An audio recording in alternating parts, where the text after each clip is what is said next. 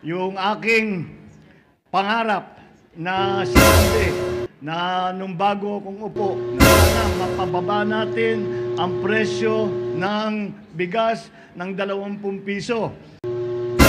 Ayaw mig atika.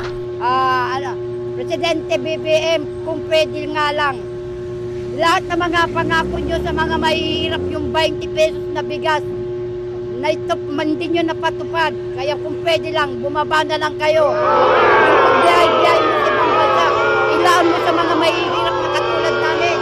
Ang dami mga trade yung nangyayari. Tingnan natin, pababa na ng pababa. We'll keep working on it. Ay, hindi maganda. Kasi lahat ng mga pangako niya hindi natupad.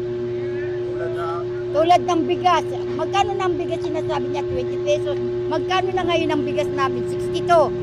Hindi na talaga po yan! Yung kinikita namin dito sa paghanap buhay, kulang na kulang.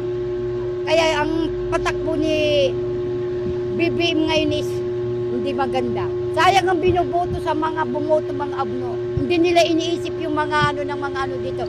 Ang iniisip lang ni BBM is tungkol sa kapakanan niya, pero yung pangako niya hindi tinupad.